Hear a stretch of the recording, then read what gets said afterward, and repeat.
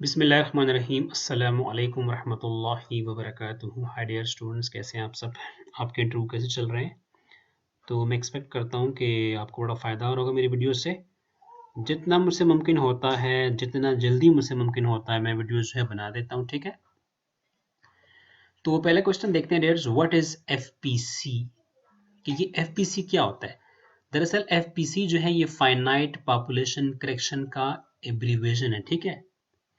Finite population correction को अगर आप बार बार पढ़ें, थोड़ा सा इस पर कंसंट्रेट करें, थोड़ा गौर करें, तो आपको पता चलता है कि जब आपकी पॉपुलेशन फाइनाइट होगी तो उसी कंडीशन में उसमें करेक्शन मुमकिन है। अगर आपकी पॉपुलेशन जो है वो इनफाइनाइट है तो वहां पे करेक्शन जो है वो मुमकिन नहीं होती, ठीक है? थोड़ा ज़रा रिमाइंड कर लें कि जब सैम्पलिंग विदाउट रिप्लेसमेंट आप करते हैं तो उस सिचुएशन में जो आपकी पॉपुलेशन होती है वो क्या होती है? वो दरअसल फाइनाइट कंसिडर होती है, ठीक है? तो in case of without replacement फिर हम फाइनाइट पॉपुलेशन करेक्शन का इस्तेमाल करते हैं। एफपीसी दरअसल क्या करता है? देखिए, जब आपकी पॉपुलेशन फाइनाइट है, ठीक है, तो उसमें कुछ ऐसे पॉइंट्स होंगे जिनकी वजह से वेरिएशन ज़्यादा हो रही होगी या जिनको हम आउटलायर्स भी कहते हैं, तो फिर आप उस वेरिएशन को जो है वो एफपीसी का इस्तेमाल करके कंट्रोल कर सकते हैं। लेकिन अगर आपकी पॉपुलेशन जो है वो लामहदूद है, उसकी कोई बाउंड्रीज नहीं है, तो फिर आपको कैसे पता चलेगा कि इसमें करेक्शन कहाँ कहाँ करनी है? तो in case of infinite population the correction is not possible, ठीक है? अच्छा, वो कहते हैं कोई प्रैक्टिकल एग्जांपल दे दें, तो एक हल्की-फुल्की मिसाल हम स्टूडेंट को देते हैं कि लेट्स सपोज अगर आपके घर में कोई मसला आ रहा है, कोई आपका भाई या आपकी जो बहन है कुछ प्रॉब्लम्स क्रिएट कर रहे हैं, चूँकि आपकी पॉपुलेशन घर की जो है लेट्स सपोज 10 लोग हैं, तो आप जो है वो समझा के जो है उसको ठीक कर सकते हैं। लेकिन अगर आपसे कहा जाए कि आप पूरे मोहल्ले में जो है जो प्रॉब्लम है उनको करेक्शन करें, तो फिर उसकी करेक्शन जो है वो पॉसिबल नहीं होती है, ठीक है? जितनी पॉपुलेशन आपके कंट्रोल में होती है, उतनी करेक्शन भी जो है वो आपके कंट्रोल में होती है, ठीक है? What is ridge regression? अच्छा, ये रिज रिग्रेशन क्या होता है? देखिए, एक्चुअली रिज रिग्रेशन हमारे पास एक मेथड है कि इसको हम मल्टी कोलिनियरिटी को रिमूव करने के लिए इस्तेमाल करते हैं। आप जानते हैं, हम आपको कई दफ़ा बता चुके हैं कि जब रिग्रेशन मॉडल में इंडिपेंडेंट वेरिएबल प्रेडिक्टर वेरिएबल जब आपस में रिलेट होने लगते हैं और उनके दरमियान स्ट्रॉन्ग रिलेशनशिप आ जाता है, तो इसकी वजह से आपके मॉडल में मल्टी कोलिनियरिटी आ जाती है। तो मल्टी कोलिनियरिटी को रिमूव करने के लिए हमारे पास एक वेपन, एक हथियार है जिसको हम रिज रिग्रेशन के नाम से जानते हैं। तो रिज रिग्रेशन का फिर हम इस्तेमाल करते हैं। मल्टी कोलिनियरिटी की वजह से आपके एस्टिमेटर जो होते हैं वो तो अनबायस्ड होते हैं, लेकिन उनका वेरिएंस काफ़ी बड़ा हो जाता है, काफ़ी फ्लैट हो जाता है। तो उस कंडीशन में फिर हम क्या करते हैं, ऑर्डिनरी लीस्ट स्क्वायर के जरिए जो है रिग्रेशन कोएफिशिएंट को एस्टिमेट नहीं करते, बल्कि उसको हम रिज एस्टिमेटर के जरिए क्या करते हैं, जो है वो क्या करते हैं, एस्टिमेट करने की कोशिश करते हैं, ठीक है? जब हम रिज एस्टिमेटर का इस्तेमाल करते हैं तो आपके जो एस्टिमेट्स हैं वो तो बाइस्ड हो जाते हैं, लेकिन मेन मसला जो है वेरिएशन का वो कंट्रोल हो जाता है। यानी आपके जो रिग्रेशन एस्टिमेट्स का जो वेरिएंस होता है, जो कि काफ़ी बड़ा हो गया होता है, ठीक है, तो वो रिज एस्टिमेटर के इस्तेमाल से वो वेरिएंस जो है वो क्या हो जाता है, कंट्रोल हो जाता है। एफिशिएंसी जो है वो फिर आपकी क्या रहती है, बरकरार रहती है, ठीक है? अच्छा जी, what is T in the formula of MGF? अच्छा, बिल्कुल मूवमेंट जनरेटिंग फंक्शन का जो फार्मूला है, expectation of E power T X, ठीक है? ये टी इसमें क्या शो कर रहा है? तो दरअसल टी जो है दरअसल एक ऑक्सिलरी फैक्टर है, इसकी कोई इतनी इंपॉर्टेंस नहीं है, और इस फैक्टर को जस्ट हम डेरिवेशन को फैसिलिटेट करने के लिए इस्तेमाल करते हैं, ठीक है? यानी जब हम फर्स्ट टाइम डेरिवेटिव लेते हैं तो फिर जहां पे टी आता है हम टी की जगह जीरो पुट करते हैं, तो हमें फर्स्ट मोमेंट्स मिल जाता है। उसको हम जब दोबारा डेरिवेट करते हैं तो फिर जहां पे टी आता है उसकी जगह हम जीरो पुट करते हैं, तो फिर हमें सेकेंड मोमेंट जो है वो मिल जाता है। तो T is just an auxiliary factor, ठीक है? अच्छा, why M L is not necessarily unbiased? अच्छा, जरूरी नहीं है कि जो मैक्सिमम लाइक्लीहुड एस्टिमेटर है वो अनबाइज्ड हो। देखिए, नॉर्मल डिस्ट्रीब्यूशन के जो पैरामीटर्स है हम उनको एम एल ई के थ्रू जो है वो एस्टिमेट करते हैं, ठीक है? तो उसमें जो सिग्मा स्क्वायर है, जब उसको हम एस्टिमेट करते हैं तो इसका जो एस्टिमेटर होता है वो जारी बात है, जो बड़ा एस स्क्वायर है वो बाइज्ड होता है, जो छोटा एस स्क्वायर होता है वो अनबाइज्ड होता है, ठीक है? तो जरूरी नहीं है कि एम एल ई के मेथड से जो भी आप एस्टिमेटर निकालेंगे वो क्या होगा, अनबायस्ड होगा। This is not necessarily important, ठीक है? हाँ, हो सकता है कि आपके एस्टिमेट्स बायस्ड भी हो, ये भी हो सकता है अनबायस्ड हो, लेकिन जरूरी नहीं है, क्योंकि आपके सामने जो सबसे आइडियल डिस्ट्रीब्यूशन है वो नॉर्मल है, और नॉर्मल डिस्ट्रीब्यूशन तो चूंकि नॉर्मल डिस्ट्रीब्यूशन का एक पैरामीटर जब हम एस्टिमेट करेंगे वो तो अनबायस्ड होता है, लेकिन सेकंड एस्टिमेटर जो है वो अनबायस्ड नहीं होता है। तो यहाँ से ये दलील हम ले सकते हैं कि जरूरी नहीं है कि एमएलई जो है वो नेसेसरीली अनबायस्ड होगा। ठीक है।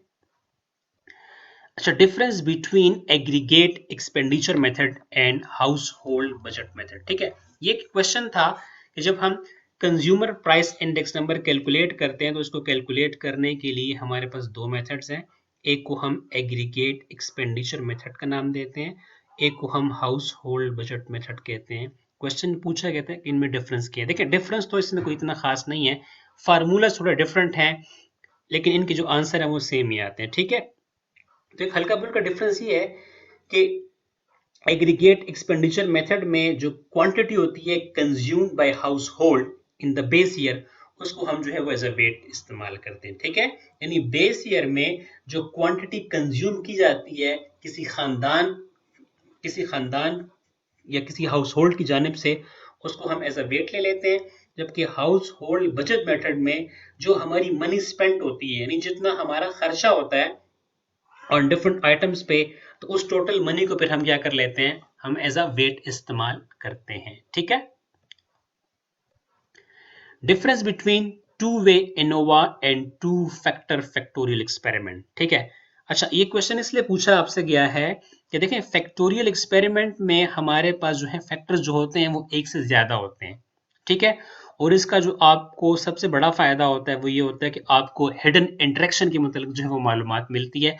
जबकि टू वे एनोवा में भी हम एक इंटरेक्शन फाइंड करते हैं, तो ये कंफ्यूजन क्रिएट की जाती है कि जब आप ये कहते हैं कि फैक्टोरियल एक्सपेरिमेंट के अलावा इंटरेक्शन हम कहीं भी फाइंड नहीं कर सकते, तो टू वे एनोवा में भी जो इंटरेक्शन होता है उस इंटरेक्शन का हमने फिर क्या करना है।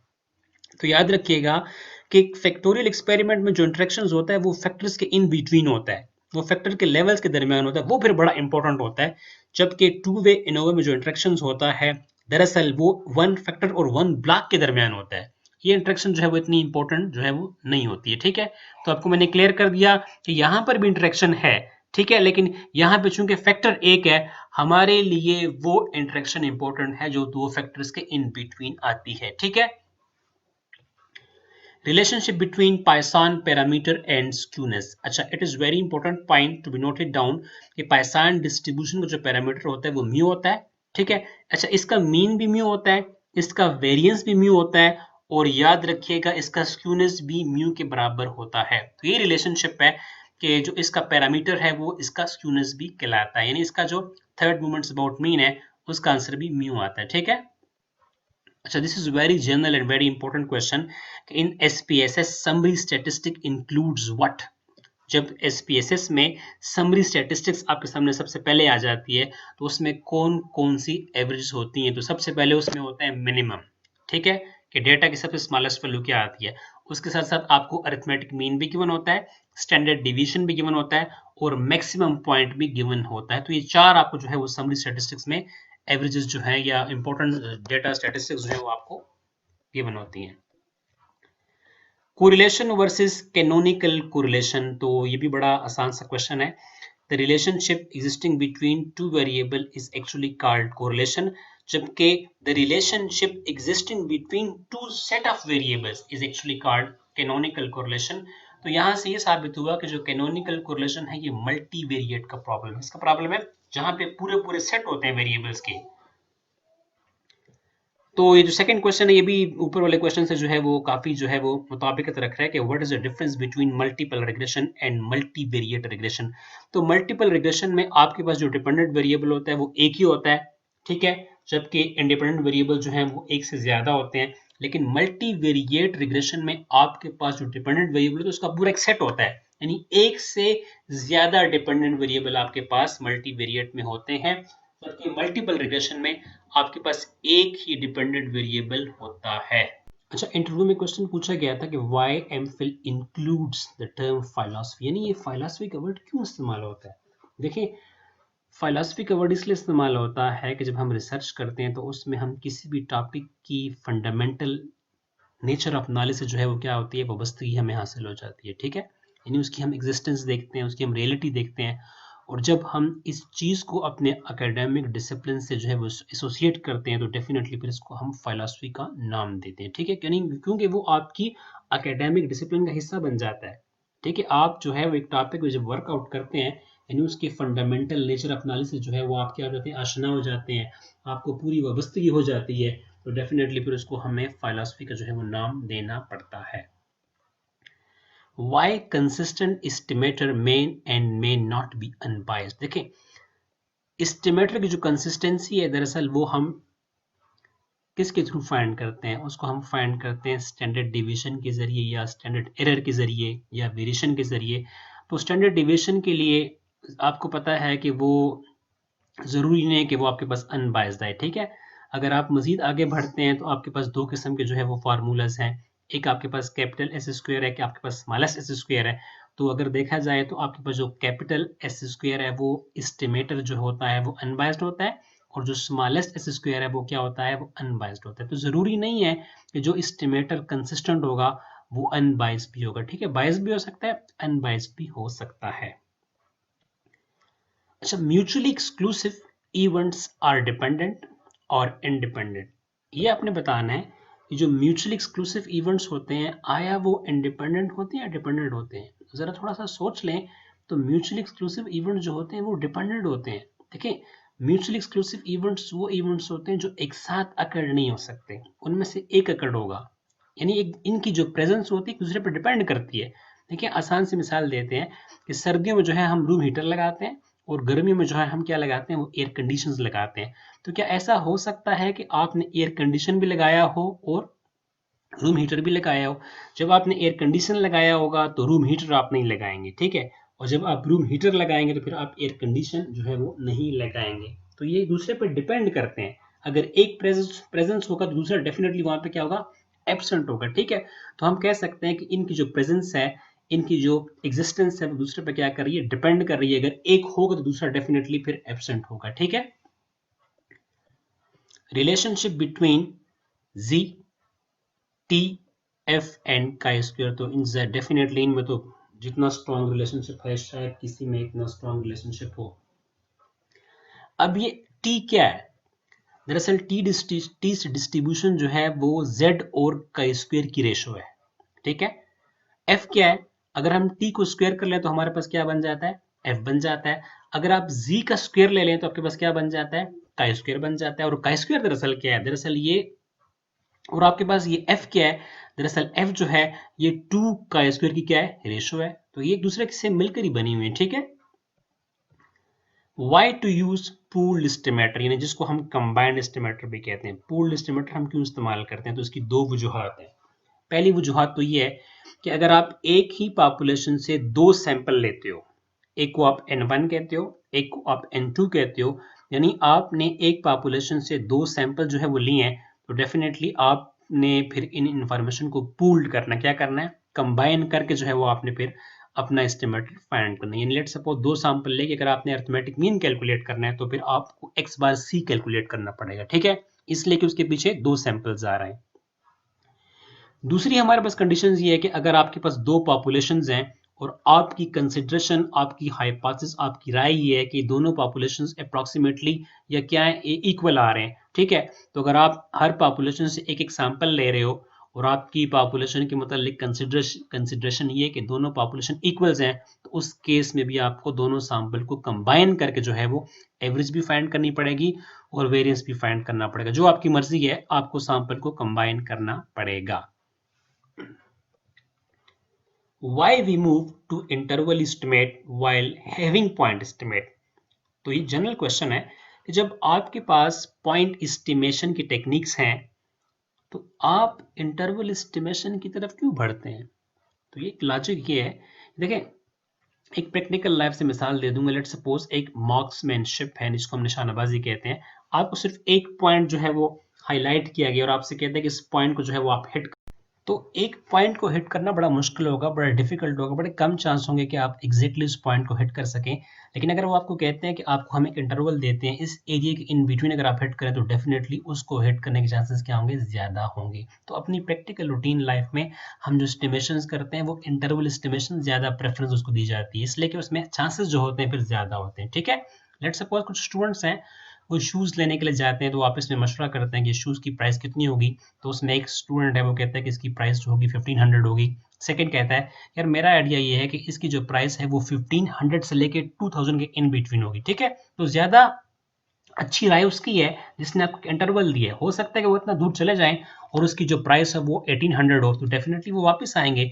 लेकिन अगर वो इंटरवल एस्टिमेट पे अमल करें, वो अपने साथ 1500 से लेके 2000 तक रख लें, तो इसमें फिर चांसेस ज़्यादा होते हैं। इसीलिए जब हम एस्टिमेशंस करते हैं तो इंटरवल एस्टिमेशन को हम प्रेफरेंस देते हैं as compared to point estimation. ठीक है, अच्छा, why method of movement is inefficient and maximum likelihood estimation is inefficient. तो दो आपके पास एस्टिमेशन की टेक्निक्स का तस्करा किया गया और आपसे पूछते हैं कि जो मेथड ऑफ मूवमेंट है ये इनएफिशिएंट क्यों है। देखें, आपके पास जो मेथड ऑफ मूवमेंट जो टेक्निक है, इससे जो एस्टिमेटर आते हैं दरअसल वो सफिशिएंट स्टैटिस्टिक का फंक्शन नहीं होते, जबकि आपके पास वो एस्टिमेटर जो मैक्सिमम लाइक्लीहुड एस्टिमेटर से आते हैं वो सफिशिएंट स्टैटिस्टिक का फंक्शंस होते हैं। और जनरल बात अगर मैं करूं तो हम उन एस्टिमेटर को प्रेफरेंस देते हैं जो सफिशिएंट स्टैटिस्टिक का फंक्शंस होते हैं। तो इसीलिए हम एमएलई को प्रेफरेंस देते हैं कि एमएलई जो है वो उसके मुकाबले में क्या है, एक एफिशिएंट एस्टिमेशन टेक्निक है। Which method of point estimation is the best? Definitely MLE, maximum likelihood estimation technique जो है ये दरअसल पॉइंट एस्टिमेशन की टेक्निक है। इसको हम प्रेफरेंस इसलिए देते हैं कि इसमें जो है वो काफ़ी क्वालिटीज़ हैं।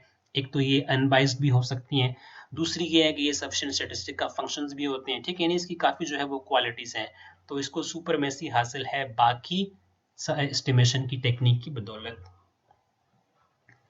What is distribution function? तो डिस्ट्रीब्यूशन फंक्शन को हम कैपिटल एफ ऑफ एक्स से क्या करते हैं, डिनोट करते हैं। इसकी आसान सी डिफिनेशन ये है कि the probability of X is less than और equal to some specified value of X. ठीक है, यानी किसी भी स्पेसिफाइड वैल्यू ऑफ एक्स पे स्टॉप करके उसका जो आप बैकवर्ड बिहेवियर है, उसका जो एग्रीगेट है, उसको जो है वो आप स्टडी कर सकते हैं।